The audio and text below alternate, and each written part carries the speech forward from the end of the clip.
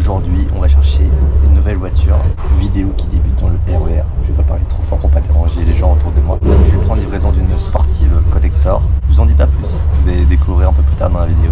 Et pour une fois, on prend pas l'avion, on prend pas le train. C'est en région parisienne que ça se passe. Enfin, un peu plus loin que la région parisienne quand même. Et là, on est en décembre et j'ai profité de la seule journée de beau temps pour aller réceptionner la voiture. La voiture est flambant neuve. On se retrouve à l'arrivée du RER.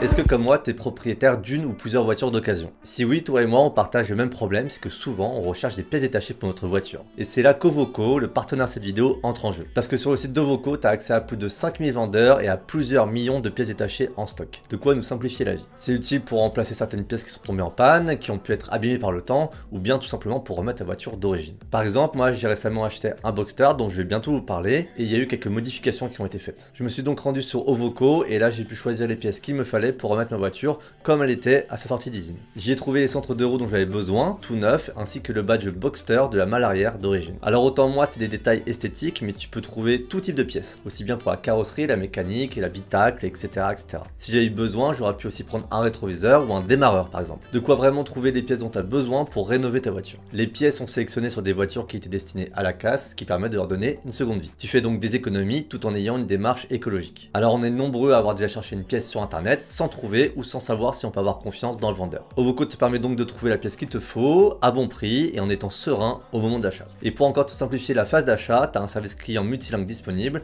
et la livraison se fait directement à ton domicile. Et il y a également une garantie de 14 jours. Ce qui te permet de recevoir la pièce, la tester sur ta voiture pour t'assurer que c'est bien compatible et de l'échanger ou de la retourner en étant remboursé si jamais elle ne te convient pas. Si tu es à la recherche de pièces détachées pour ta voiture au meilleur prix et en sécurité, tu as le lien en description et en commentaire épinglé. Merci à Ovoco de soutenir la chaîne, retour à la vidéo. Voici donc arrivé en gare de Chantilly-Bouvieux, ou peut-être que la voiture qui va nous attendre, il y a moyen que ça vous donne un indice. Je sais pas s'il est venu avec ou pas, on va voir ça. Bon, ça donne un indice, mais moins que ce que je pensais. Mais par contre, il y a un indice quand même. Regardez, cette petite voiture là. Mais ça aurait pu être autre chose. Bon alors là, normalement, il n'y aura plus trop de doutes. Bienvenue au centre Alpine Saint-Maximin.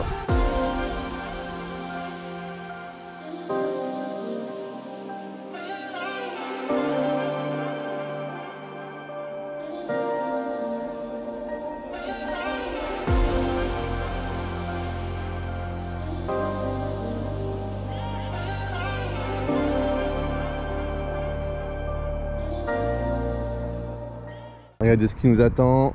Petite Alpine A110R Le Mans, ça c'est une édition limitée, il n'y en a pas eu beaucoup, elles ont toutes la même livrée avec les fameuses jantes carbone Duquesne. Une A110, la nouvelle A290 avec la couleur alpine, on a une autre A110 un peu plus classique, et là je vais vous montrer celle-là aussi, en plus de la Le Mans qui est collector, celle-ci est vraiment spécifique, parce qu'en fait c'est un rouge sismique, c'est une option à 7500 €, vous voyez c'est un rouge qui est très profond pour le coup, très rouge. Donc A110S avec le petit pack aéro et avec l'intérieur atelier alpine. Tu personnalises comme tu veux et là du coup c'est personnalisé par rapport à la couleur de la voiture. Donc en fait là tu vois étrier rouge, jante noire, peinture rouge évidemment et l'intérieur rouge et noir. Donc voilà, c'est quand même très cohérent. Pareil, des petites surpiqûres rouges et l'intérieur est très beau hein. La feutrine avec les surpiqûres rouges, etc. Là je découvre vraiment, elle est neuve cette voiture, comme tu peux le voir au plastique qui est là. Mais c'est pas celle-là qu'on est venu nous chercher, même si celle-là est très belle. Regardez le contraste entre le toit carbone, la couleur rouge, vraiment une chouette config celle-là. Et alors là Le Mans, ça c'est pour le coup un vrai collector. Il y en a eu très peu et aujourd'hui ça s'échange à 150, 160 000 €. Mais pareil, c'est pas celle-ci qu'on est venu chercher, c'est qu'on est venu chercher, elle se trouve à l'intérieur. Bon allez, on rentre.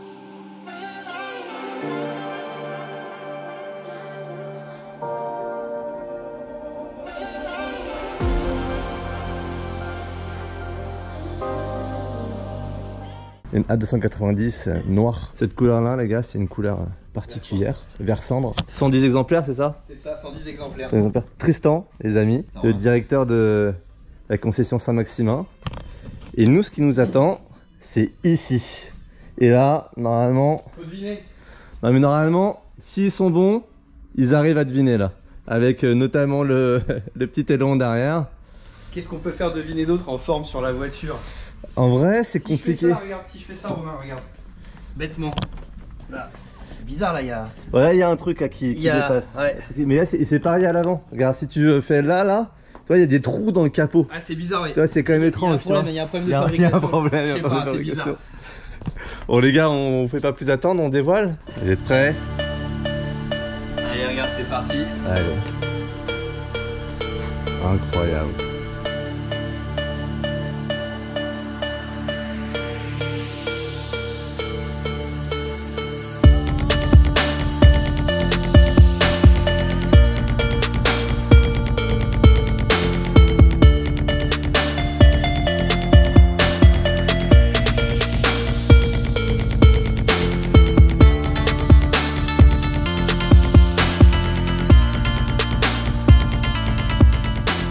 Bon, le suspense, c'était bien un suspense, les gars. Vous avez été bons, vous avez trouvé à 110R. La couleur, le contraste, les gars, entre le bleu alpine avec le carbone, ça marche, mais parfaitement. Classique, mais efficace. Efficace, et puis à tout niveau, tu vois, finalement les montants sont noirs dorés, t'as les logos noirs brillants, les jantes sont noires brillantes, donc on a quand même un rappel latéral du noir brillant.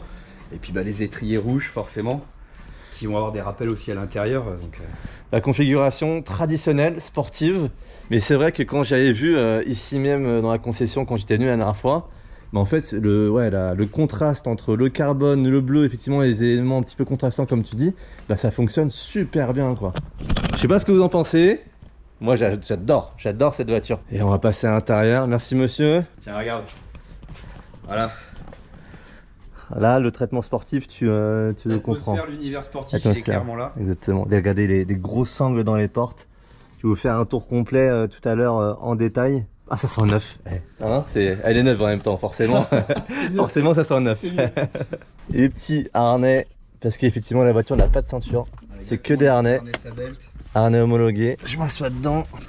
Bienvenue à bord d'une Alpine A110R et je suis content parce qu'aujourd'hui la météo est bonne et j'ai fait exprès de venir avec une météo qui était bien. Regardez, les petits 21 km au compteur. Tu sais pourquoi elles ont toujours un peu de kilomètres les Alpines ou pas? C'est test avant livraison, non? Exactement, quand elles sortent de l'usine, en fait tu as un premier test sur un test track à l'intérieur de l'usine, encore avec une piste, avec l'aspect finalement les vibrations, marche avant, marche arrière, accélération.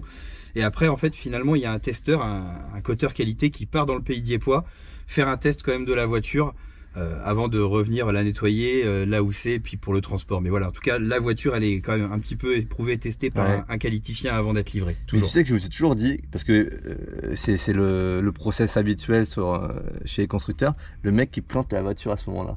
Forcément ça doit arriver, tu vois, ça doit arriver. Là, visiblement c'est jamais arrivé, mais oui, il faudrait pas que ça arrive, je pense. Là tu dois être embêté, là, tu vois, genre, bon bah, monsieur, votre voiture, non, tu vois, c'est embêtant. Maintenant après l'environnement je connais très bien, et puis évidemment, ayant fait l'Alpine Cup, on retrouve une base qui est similaire, les voitures sont très très proches. Même en termes de poids, celle-ci est très légère, ça fait moins d'une tonne 1. Moins d'une tonne 100, exactement, on est descendu en dessous de la tonne 100. C'est ça. La version avec les jantes carbone était un peu plus légère, mais aujourd'hui la pratique c'est clairement sur les jantes carbone, personne ne les garde. Parce que c'est un petit peu litigieux de rouler avec si tu touches une jante carbone. Donc les gens remettent généralement ou des jantes forgées ou les jantes finalement GT Race qui sont équipées sur la version Turini. Mais dans tous les cas, tu es en dessous la tonne avec ce produit. Donc voilà. C'est un peu comme les jantes, tu sais, sur la 964 RS, c'est des jantes magnésium et qui maintenant valent 15 ou 20 000 euros d'occasion, etc. C'est pareil, tous les mecs, ils ont pris, ils ont démonté, ils ont mis dans leur garage pour les 3 quarts. Exactement. Bah, en même temps, c'est logique, quoi. Mais après, oui, effectivement, je pense. En tout cas, les gens qui pistent, en tout cas, voilà, n'ont pas pris de risque. Bah, c'est ça. Parce qu'effectivement, si tu vas te faire un petit bac avec tes jantes carbone, t'es pas ça va super te coûter ravi, cher quoi. tout de suite. Pas super ravi. Les gars, je vais vous faire un petit tour extérieur-intérieur complet de la voiture. Et ce qui est bien quand dans une concession Alpine, c'est que tu as les autres modèles pour comparer directement. Vous voyez, j'ai une petite A110 GT, il y a de la S et de la normale juste à côté. Mais la R, vous le savez, c'est la version la plus radicale avant l'Ultime, parce que maintenant il y a l'Ultime qui a été présenté. Mais la R, c'est vraiment la version pour aller faire du track day, la plus sportive, la plus extrême finalement. Et celle-ci, la spécificité, c'est que c'est une R Turini. La R normale, c'était celle qui était équipée des jantes carbone dites Duquesne, comme sur la Le Mans qu'il y a à l'extérieur.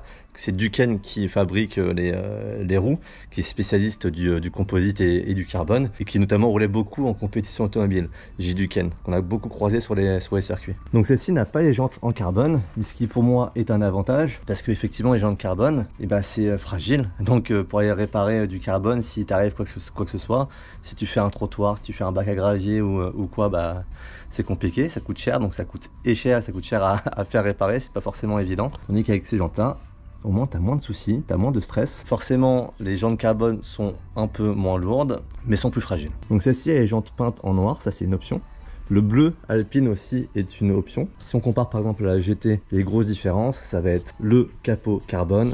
Vous allez voir, il y a beaucoup de carbone sur la voiture. Capot carbone, lame avant en carbone, la lame de bas de caisse est en carbone avec la petite ailette. Par exemple ici, tu n'as rien. Avec la petite inscription Do Not Walk. On va pas grimper là-dessus. Tu sens que là, je peux te dire que si GMK il monte dessus, là ça résiste pas. Le toit carbone, là vous voyez c'est un toit traditionnel. Et particularité sur la R, c'est que la lunette arrière est en carbone, donc elle n'est plus en verre comme sur l'Alpine traditionnelle. Et on a également l'aileron carbone code de signe, donc inversé, avec le gros diffuseur d'arrière. Donc la partie ici en plastique et la partie supérieure en carbone. Donc tu as vraiment tout un kit carrosserie carbone. Et en termes de look, pour moi c'est la plus jolie. Bah, évidemment, vous me connaissez, j'aime beaucoup tout ce qui est sportivité exacerbée. Là avec celle-ci c'est le cas, la configuration j'accroche incroyable. Au niveau spec technique, la voiture fait 300 chevaux. Attends Tristan, tu vas nous faire un petit point du coup sur la gamme. Ça, c'est la 110. Tout court, 252 chevaux, le châssis originel, la renaissance du produit. Après, tu as deux déclinaisons en 300 chevaux qui vont être la GT et la S. Très clairement, on a deux écoles. On a quand même les 300 chevaux dans les deux avec les freins performance, l'échappement sport. Sur celle-ci, comme son nom l'indique, c'est une GT. Tu vois, on retrouve l'intérieur cuir, des jantes diamantées. On a un esprit vraiment GT, du confort, des carbones brillants, le système focal audio premium de série, la caméra de recul avec les radars de série. Enfin, tout est équipé comme ça. Okay. La S, très clairement, tu es sur une notion piste. Déjà avec finalement des barres stabilisatrices différentes, tu as un rabaissement de la caisse, tu as une dureté d'amortisseur 50% plus dure, et puis même dans son look, hein, tu vois, regarde ici par exemple avec les masques de phare noir, les monogrammes noirs, on a l'esprit sportif et on va quitter le siège en fait cuir de la GT pour revenir à un siège baquette traditionnel, toujours pour du gain de poids et puis finalement je dirais de la tenue.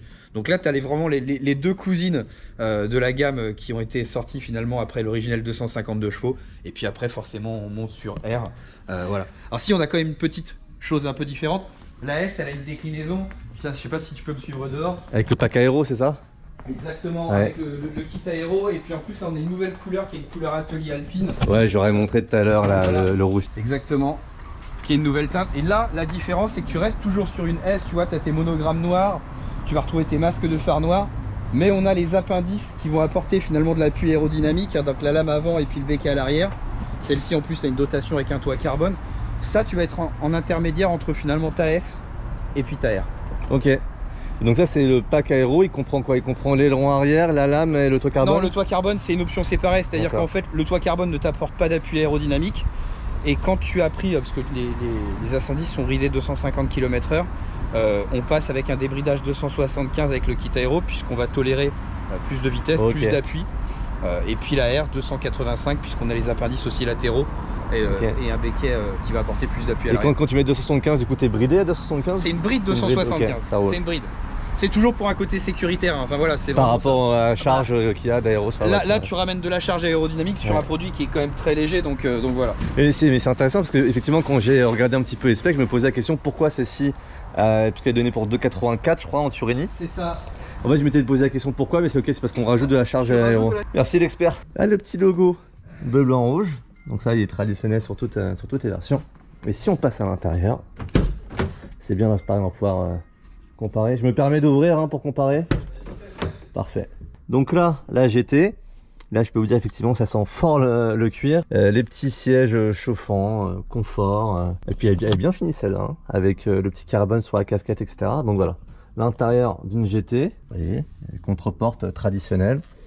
Et là, l'intérieur de la R, où là, tu as de la feutrine partout, les grosses sangles ici. Petite différence sur le carbone. Là, vous voyez, c'est du carbone qui n'est pas verni et qui est verni sur la GT. Et les sièges, donc 3 types de sièges en fait finalement entre les Alpines, entre la version normale, la GT et celle-ci. Celle-ci c'est baquet carbone, vous voyez très très léger, drifté directement ici. Donc là c'est pas de réglage électrique, hein, c'est vraiment mécanique comme dans une voiture de course. Donc très beau baquet, c'est sa bête qui fait. Et moi j'aime bien le côté mécanique parce que en fait c'est très rapide, c'est plus rapide que des sièges électriques. Hop, ça y est, c'est fait, c'est réglé. Là tu viens fermer ta porte. Et là bienvenue au volant d'une Alpine A110R flambant neuve. On a les palettes derrière, le carbone ici. Vous voyez le revêtement type Alcantara là partout, vraiment sur toute la partie haute du tableau de bord, sur les contreportes ici aussi. La couleur carrosserie qui revient là, le petit drapeau français. Et puis derrière, il n'y a pas de vision. Vu que tu as le capot carbone à l'arrière, ils ont fermé. Ce qui fait qu'ils ont aussi supprimé le rétro central. Petit gain de poids non négligeable. Regardez les loupiottes en fait, elles sont décalées. Et même là, c'est joliment fini, tu vois. Là, pareil, tu as ta feutrine qui continue ici. En vrai, en termes de finition. Mais là, dans cette version R, c'est quand même plutôt agréable à l'œil et au toucher. Celle-ci, en plus, a l'option focale en termes de sono. On a l'Apple CarPlay sur la voiture. On a le seuil de porte logoté A110R également. La plaque alu pour le passager. Quand tu sais que ça va envoyer au volant, comme ça tu te cales bien en tant que passager. Tu as les harnais plus la plaque, comme ça tu peux vraiment être cul serré. Donc au niveau spec technique, 0 à 100 km/h en 4 secondes, 284 km/h en vitesse de pointe, moins d'une tonne 1. Donc le moteur c'est le 1,8 litre turbo, le même que j'ai dans ma voiture de course. Et puis maintenant je vous propose qu'on continue au volant, on va sortir de la voiture et puis on va retourner direction Paris. Trop les gars, premier démarrage. Hey, hey, hey. Bonjour toi.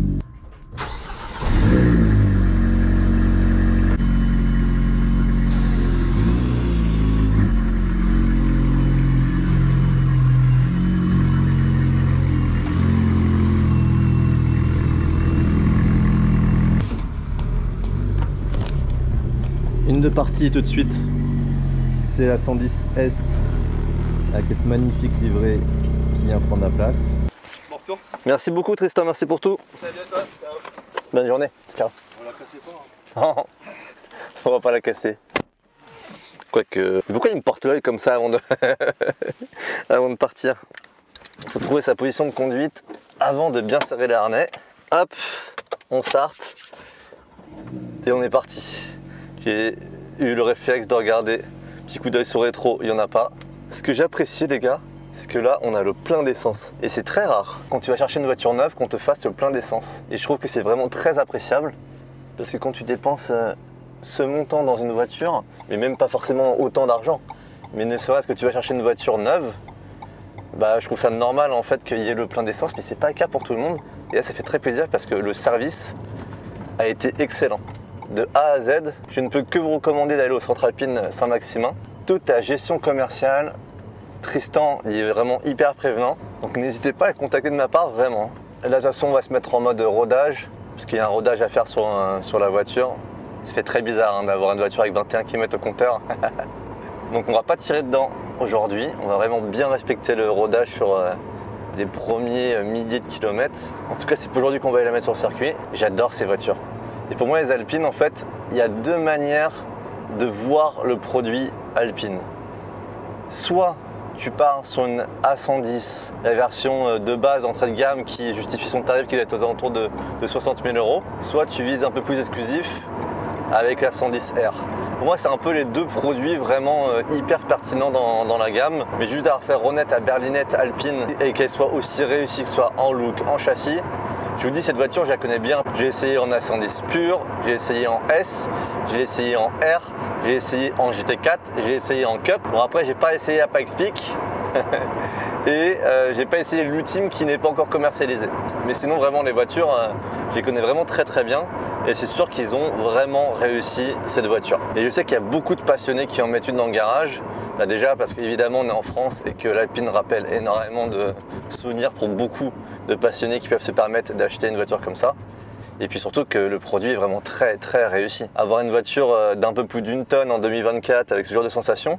Et puis ce qu'il faut savoir, c'est que pareil, le malus sur cette voiture-là, aujourd'hui tu prends la moindre voiture un peu sportive, tu peux te retrouver avec un malus à 30, 40, 50, 60 000 €. Là, le malus sur la R, là, au moment d'achat de la voiture, il est de 3300 €. Donc tu vois, pour cette gamme de sportives, c'est vraiment pas grand chose, il faut en profiter avant que les normes se durcissent encore un peu plus. Et donc là, la valeur de la voiture, après en fonction des options, il n'y en a pas énormément, on est aux alentours de 110 000 €. Et après, Alpine va changer, et on sait que ça va passer au tout électrique. Donc 2025 va être la dernière année de thermique chez Alpine. Et donc dans cette gamme de prix, environ 110 000 €, en face, tu as quoi en neuf? Tu dois avoir du Cayman GTS, quelque chose comme ça. Enfin pour moi, la concurrente la plus pertinente, c'est le Cayman GT4. Parce que le Cayman a un peu plus de poids, mais il a également un peu plus de puissance. Donc les deux sont quand même assez comparables directement, surtout que les deux sont des vraiment itérations très sportives d'un modèle de base. Donc deux voitures qui sont destinées à aller faire de la piste. Cayman GT4, j'adore cette voiture. Donc vraiment pour moi, il y a une vraie concurrence entre ces deux voitures.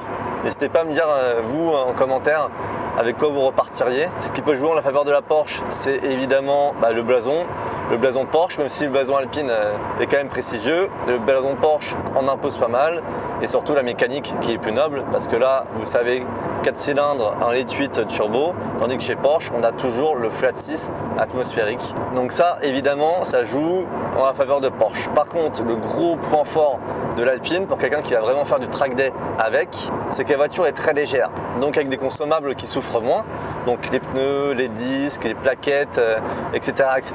Et donc en coût d'entretien, en frais de fonctionnement, tu es quand même à des tarifs bien moins élevés que chez Porsche. Donc pour quelqu'un qui va vraiment faire beaucoup de track day avec sa voiture, là pour le coup c'est intéressant. Surtout que cette voiture, c'est une voiture qui est très prévenante. Elle te met pas en piège, pas en défaut, donc pour les gens qui débutent en track day, qui veulent commencer à faire de la piste, même en version de base, c'est une voiture qui est géniale. Là sur la version R, vous allez avoir un peu plus de radicalité, il y a des suspensions plus fermes, il y a des ressorts qui sont plus fermes, la voiture est plus basse. D'ailleurs, tout ça c'est réglable, c'est-à-dire qu'on peut encore descendre la hauteur de caisse de la voiture, on peut descendre jusqu'à moins 20 mm par rapport à une A110S. Et quand tu fais ça, c'est uniquement sur circuit, parce que je pense que sur route, ça doit être vraiment trop bas. Donc tu as vraiment ce côté où tu peux jouer avec les réglages de ta voiture pour l'optimiser sur la piste. Et c'est là que tu vois que les ingénieurs, que ce soit chez Renault Sport ou chez Alpine, c'est ces gens qui ont toujours réussi à aller dans le détail de la préparation des voitures. Quand tu vois ce qu'ils ont réussi à faire sur toutes les Mégane RS, puis après sur les Alpines, tu sens que c'est des passionnés qui ont l'habitude de mettre leur voiture sur circuit, les éprouver, pour vraiment trouver les bonnes solutions. Et moi j'aime bien toute cette ambiance. De toute façon j'aime bien les voitures radicales comme ça, vous me connaissez. Évidemment mon côté très pistard me fait aimer ce genre de voiture radicale, A110R pour A110 radical. T'as les grosses sangles, t'as les harnais homologués route, t'as le petit repère à midi en rouge. T'es vraiment dans une atmosphère course et t'as plein d'éléments, que ce soit le kit carrosserie, les pièces compétition qu'ils ont mis sur la voiture pour régler le châssis comme tu veux. Et là en vrai, sur ce mois de décembre, de profiter de cette journée avec le soleil là qui est en contre-jour, c'est agréable. Et si vous vous posez la question, non, la voiture n'est pas pour moi. J'aimerais bien avoir ça dans mon garage, mais j'ai déjà trop de voitures et pas les moyens de m'occuper de tout. Et pour en avoir beaucoup discuté avec Tristan, le directeur de la concession de Saint-Maximin, les propriétaires Alpine, c'est des personnes qui ont déjà d'autres voitures passion dans le garage. Par exemple, c'est un mec qui a une 911 et qui va s'acheter également une Alpine. Et puis tu as aussi les coups de cœur, ceux qui ont vraiment craqué pour la voiture. Et c'est peut-être leur première sportive. Mais je pense qu'il y a vraiment tout un esprit communautaire autour de cette voiture. Et d'ailleurs, j'ai bien vu en roulant en Alpine Cup, quand je parle avec des gens, que j'annonce que je fais ce championnat, les gens connaissent directement, ils ont de la sympathie pour la marque. Par contre, là les gars, on arrive à un péage. Et je n'ai pas de télépéage et j'ai un harnais. Donc il va falloir se desserrer. En plus, les harnais sont tout neufs, donc pas forcément facile à desserrer. Hop. Mais ça participe à l'esprit du truc. Ah non, mais là, je vais être trop court. Hein. Alors, pas le choix là, il va falloir se détacher. Bon, du coup, on va respecter directement. Hop. On se pose sur le côté et on remet son harnais. Tu veux de la radicalité, là t'en as. Donc je pense que le premier investissement qu'il faut faire avec ce genre de voiture, c'est un télépéage. Quand il y a une petite ligne droite, j'ai juste envie d'accélérer comme un sauvage. Et je ne le ferai pas. C'est quand même très sympa d'aller prendre livraison d'une voiture comme ça neuve. Donc profitons de ces voitures tant qu'elles existent, parce que l'avenir va être moins sympathique que ça. Alors est-ce que c'est une voiture qui pourrait rejoindre un jour mon garage? Honnêtement, en termes de philosophie, oui. Mais à ce tarif, ce serait pas dans mes moyens. Ça veut dire que potentiellement je préférerais partir sur un Cayman GT4 ou même une 997 JT3 MK1 boîte méca. Mais reste que quand tu as déjà ce genre de voiture dans le garage, avoir une A110R ou même une A110 normale, c'est vraiment complémentaire. Donc pourquoi pas un jour avoir une Alpine, parce que c'est une voiture qui objectivement est vraiment géniale et qui coûte pas cher d'entretien. Bon, petit point en ayant roulé pas mal, les baquets, ce ne sont pas les baquets les plus confortables du monde, mais je pense que sur circuit avec harnais ça maintient bien, c'est ce qu'on leur demande. Après à rouler, en vrai ça se roule normalement, et puis en consommation, la consommation c'est débile tellement c'est bas. Là vous voyez en instantané, je suis à 92 km/h, en 7ème je suis à 3,6 litres au 100. Alors je suis désolé pour le vent, je viens de m'en rendre compte au montage, mais petit pouce rétroactif pour toi et ta belle MX5. J'imagine qu'en tapant dedans ça augmente un petit peu, mais là c'est sûr que c'est pas bien élevé. Il y a aussi un truc, c'est le fait de ne pas avoir de rétroviseur central, ça fait bizarre. À chaque fois j'essaye de checker au milieu et il se passe rien. L'Apple CarPlay, très pratique. J'ai également le bouton sport sur le volant qui vient changer la réponse à l'accélérateur, l'affichage qui vient d'un affichage plus sportif. Là par exemple je vois le nombre de chevaux que j'utilise ainsi que le couple que j'utilise. Bref, à rouler comme ça se roule très bien. Même en R, c'est largement assez polyvalent. Et le regard des gens, il y a vraiment une sympathie autour de la voiture. Je pense que et la marque et la couleur, ça y fait pour beaucoup. Mais pas mal de coups de klaxon, de regards, de gestes. Donc beaucoup de sympathie autour de la voiture. Et les gars, je viens d'embarquer un truc parce que je suis un peu débile. Parce qu'en fait, les tirettes, c'est pas pour ouvrir les portes, parce que les poignées de porte sont conservées. C'est juste que c'est supplémentaire en fait. C'est quand t'es harnaché, mec. Évidemment que c'est pour ça. C'est quand t'es harnaché, tu vois là, t'as tes harnais. Hop. Et là, tu te dis, ah mince, j'arrive pas à atteindre la poignée. Et bah, paf, t'as la tirette qui est plus longue, comme ça tu l'attrapes plus facilement pour venir fermer la porte. Smart. Bon bah me voilà bien arrivé chez Cars Up. Je vous ai pas montré aussi le capot avant avec l'espace à l'avant.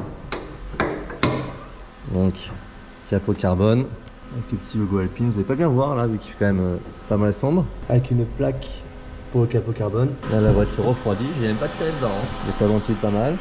Et le deuxième petit coffre à l'arrière. Et si tu te posais la question de comment est la clé, en fait elle présente comme ça. Bon à l'intérieur c'est une clé standard Renault si tu veux.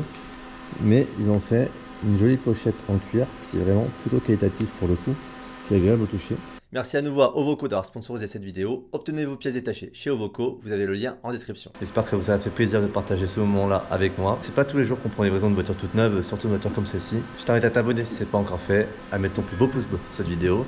Et moi je te dis à très vite pour une prochaine vidéo.